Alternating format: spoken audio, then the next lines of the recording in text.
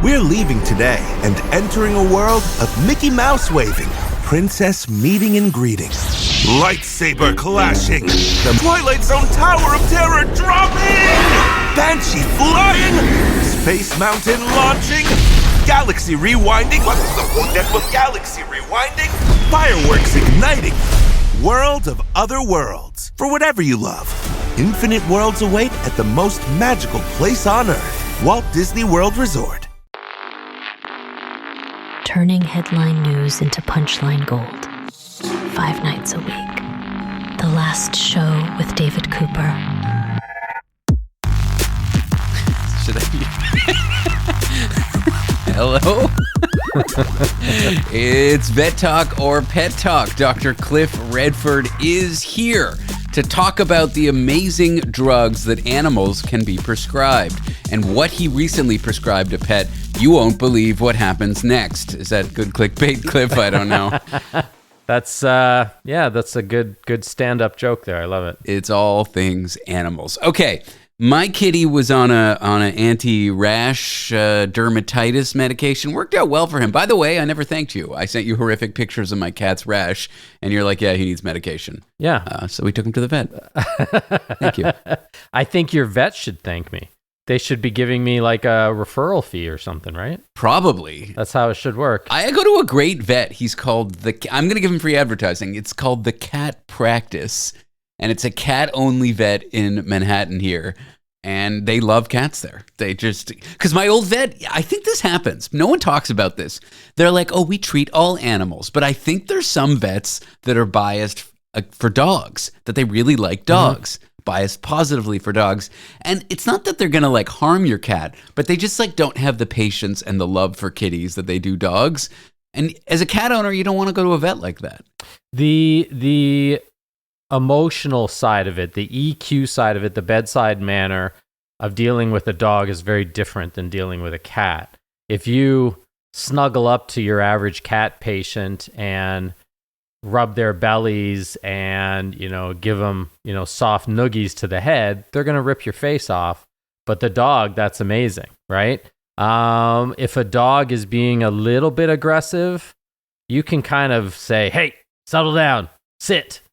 You do that to a cat and it launches into your face. Yeah, if it's a little aggressive, you got to give it space and make it feel safe. Yeah, very, very different. I'm just saying certain vets don't have the patience for cats, and we were going to one, and we had a bad experience every time, and then we started going to this guy, and yes, our cat's bad at the vet, but they're very patient about it, and they understand. And that's all he does is cats. It's called the Cat Practice, Cliff. He's not treating bunnies. Why is he practicing? Shouldn't he be doing?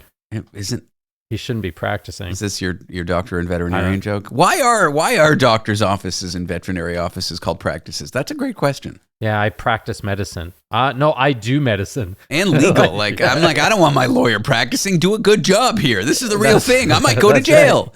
Right. So there are cat-specific clinics. They actually have a special certification here in Ontario because they need different tools, or they don't need as many tools or as many... they don't need a large dog run, let's say, if you're a cat-only clinic. And yeah, some cat owners prefer that for good reason. I mean, I go to a doctor that only treats people for good reason. I don't. Oh, okay. Well, clearly not. He treats me. Okay, let's get to some of the things that animals can be prescribed. I'm on a medication as a mood stabilizer and sleep aid called gabapentin. I believe it's prescribed to me by my psychiatrist off-label. It's typically used for nerve pain in people. That's the on-label use, but it's used in psychiatric context as well. It's one of my antidepressant whatever. But pets use gabapentin. This shocked me when I saw my kid. I picked up a script for my kitty, and I'm like, you're taking the same thing as me, bro. Yeah. We commonly write prescriptions for human drugstores. And of course, everyone always says, oh, can I put this on my medical coverage plan? No, you can't do that. I've never heard that joke before. Gabapentin is used to kind of calm down, at a much lower dose, calm down pets, I believe. You can do it for calming down pets. Probably the most common usage is for pain, for neuropathic pain, for spinal arthritis, for pain in cats with diabetes. They get pain in what's called a peripheral neuropathy. We prescribe insulin, human insulin for cats and dogs. We prescribe antibiotics and, amoxicillins and fluoroquinolones and whatnot. I recently prescribed Da, da, da, da. a drug called sildenafil. Everyone, standing ovation. Sildenafil. And what is sildenafil's trade name when taken by human beings? It is a little blue pill called Viagra. Why on earth did you prescribe a dog Viagra, Cliff? That is patient veterinarian confidentiality, David. I can't have this conversation. Is that real? It is. There's definitely a we call it a VCPR, vet client patient relationship. So I have to have some level of confidentiality towards my patients and towards the pet owners. But primarily it's the person you're protecting. primarily. So Viagra was originally, it was started out as a drug to treat blood pressure. Pfizer was doing these studies, and it was doing a good job reducing blood pressure in their study cases in the people, but it was doing a great job doing something else, and that was helping men with erectile dysfunction. I love that there was just like clinical trials, a bunch of like sample patients with high blood pressure or whatever, low blood pressure. They go in, they take this medication, then they go home at night to spend time with their beloveds, and they're like, whoa. And that was like an accident. Yeah. We all of a sudden know which one's getting the placebo and which one is not. Baby, this has never happened to me before, in reverse. So yeah, we actually still use sildenafil, and I imagine they still use it in people, but they definitely use it in dogs for pulmonary hypertension. So hypertension, increased blood pressure, specifically in the lung cavity, in the thoracic cavity.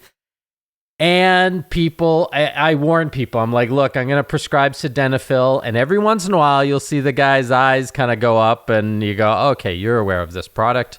Let's be professional here, too late. And I'll say, look, this is, and I give them the whole story about how this is originally treated for high blood pressure, et cetera, et cetera. I have this one older client, and which just makes it funny. She's a widow, pardon me, and her dog for years, he's now passed, her dog for years was on Viagra, was on sildenafil. And every once in a while she'll call me up and she'll say, Dr. Redford, they made fun of me at the pharmacy again.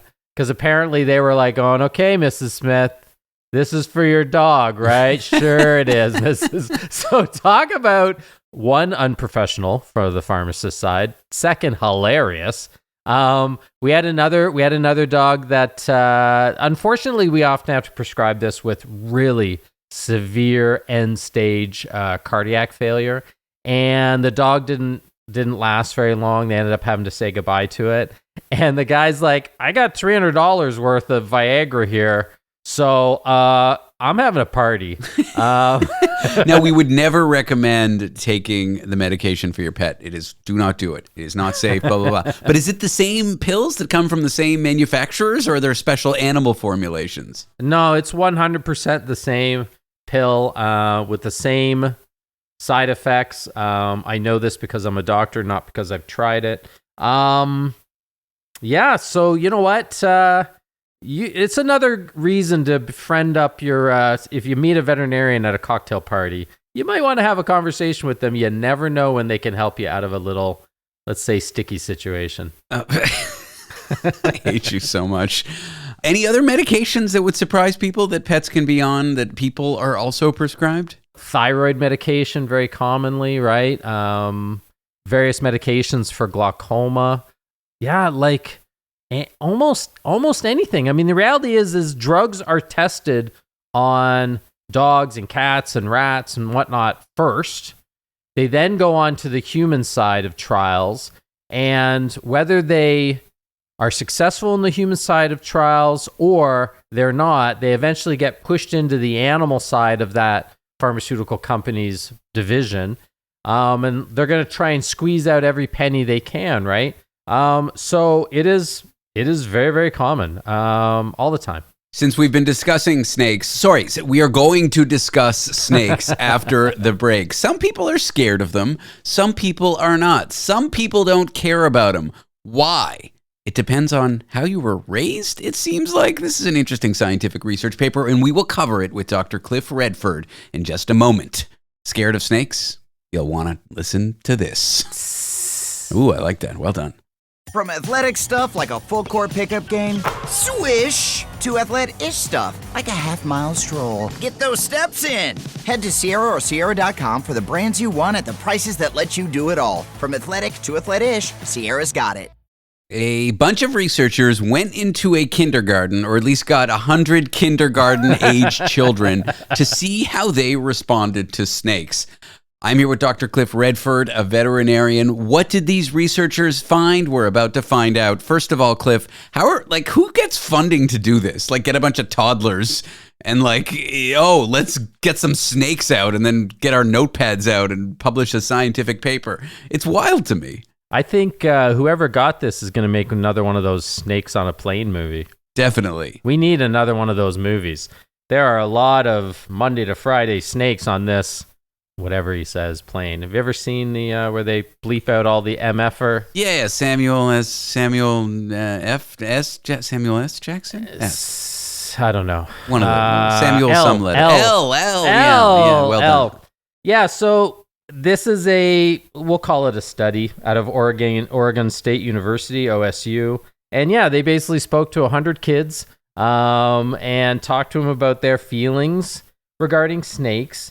And they were trying to prove, and they did prove, spoiler alert, that when there's what they call negative speak, so negative references, negative comments, little passive-aggressive comments regarding snakes, it causes these children who are in their sort of prime of life as far as learning and imprinting and whatnot, it causes them to have lifelong negative feelings. And basically the study they did was they took these 100 children, they put them into groups of 50 and 50, and they read them a storybook and showed them photos of various snakes. And in the storybook, in the different groups, in the sort of, let's call it the negative speak group, the storybook was regarding the life of a snake. You know, it was a cute little drawn animated snake, cartoon snake illustration. And the snake didn't have a name, and the snake, they never once referenced in this book, this storybook, the snake had feelings, and they always used the pronoun it, so non-gender specific. And then in the other group, they gave the snake a name. They gave it the she pronoun, so they always referred to it as she or by its name.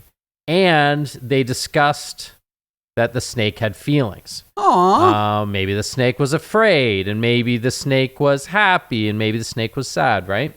And lo and behold, the children in the first group continued to have negative feelings about snakes. And they sort of figured out that the children not only don't think of the snakes as animals, like, you know, non-humans, but they don't even consider the snake the same as other animals. It was like a completely different creature. So they were separating all other non-snake animals with snakes. Snakes were very, very different, and the kids were afraid of them or had these negative feelings. Whereas the flip side was true on these children who are reading the books that talked about Sally the snake, or Samantha the snake, and that she had feelings and she was a she. Sarah, Shelley,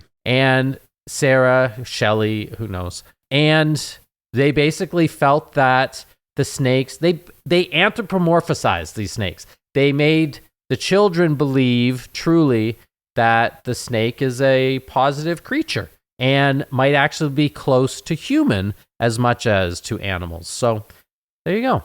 Pretty simple. So I guess fear, even if it's like instinctive, can be unlearned by early intervention?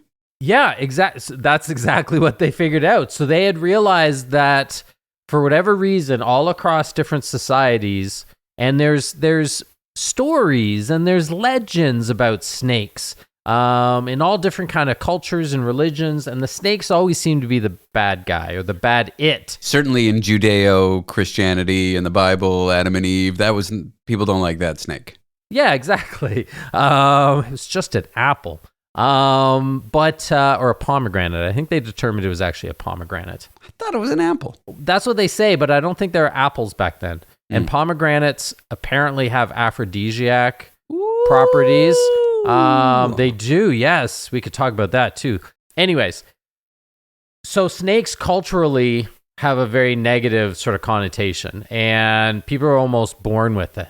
And there may be a fact that, hey, if you're afraid of snakes and you're living in the jungle and there's poisonous snakes, you're less likely to get bitten by a snake, so you're more likely to pass on the genetics of being afraid of snakes. So there is a genetic component to it. But basically, kids are malleable. We can warp them into proper or negative sensibilities. So start using positive speak with your children when it comes to snakes or any other creatures. Just be kind to animals. Yeah, or any kind of negative stereotypes. Teach children that they're not there. Yeah. I mean, unless they're true, like radio podcast hosts, they're just a pain in the rear. That's me. Yeah. That's right. It's not just a fact. It's not really Just a you, stereotype. not me. Yeah. Radio host named David Cooper that air on the station whatever anyone's listening Whatever to you're right listening now. to. Yeah. Whatever you're hearing right now, people doing that show suck. Other than the guests. Other than the guest. Yeah. Yikes. This last story I want to cover real quick because it kind of goes into like criminal justice, and having a pet testify in court is obviously not, it's like a fantasy that's never going to happen. We don't call Rover to the stand. But there are like criminal cases where pets can get involved. DNA of a pet can rub off on a suspect. What role can pets play in the criminal justice system? Apparently a pretty good role. Apparently the role of a silent witness. Can you imagine? Ooh, I love that term. So, you know what? This makes sense. And it's more of a conversation that, you know, a little shout out or a little warning to all the bad guys and girls out there that the justice will get you eventually. So if I'm robbing a bank and there's a cute golden retriever between me and the vault, I shouldn't stop to pet it, is what you're saying. You should not stop to pet it, because basically you get transference of some of your DNA material. We're just going to say skin cells and hair, your DNA material onto this golden retriever, and they can pick up on it. And they can later detect it on that golden retriever. And originally this was like crazy CSI, it's never going to happen. But I'm waiting for it to be on the next episode of Dexter. Forget blood spatter analysis. I want to know what kitty cat or doggy DNA transference onto their fur analysis is. I want them to call me in as a veterinarian witness, and I can say I swabbed the ear of that dog. I don't know. Well, it's not just like CSI fiction, sensationalization, if that's a word, probably didn't say it right. Some researchers did like a scientific study where they kind of tested the methodology that would-be criminologists and detectives and stuff might apply to pets at a crime scene, and they kind of proved that it works. Mm-hmm. So this might be like an underutilized way to bring people to justice. Well, look, they can swab your hands very, very quickly at an airport to see if you were anywhere in the vicinity of dangerous bomb-making chemicals. Oh, yeah. And, you know, so how is that any different? What if you work in a gunpowder factory and you're an honest, tax-paying person, never committed a crime in your life, but then you want to get on a plane later in the day and they swab you? That must suck. Yeah, I would say you're being called into the back room quite a few times to have conversations that involve a rubber glove potentially. All right, I totally derailed you. We got about 20 seconds left, Cliff. You can finish the thought about doggy detectives. You know what? The basic thing is get a dog or get a cat, and they might save you one day or help a crime be solved. Be kind to animals. That's pretty much is all I'm saying. Unless you're a criminal, you want to stay as far away from them as possible. But still be kind to them. We're here with Dr. Cliff Redford. You can check out his podcast, Vet Life. That's available wherever podcasts are downloaded. Check it out online. Cliff, it has been a joy going over animal stories with you. I love it. Thanks, man.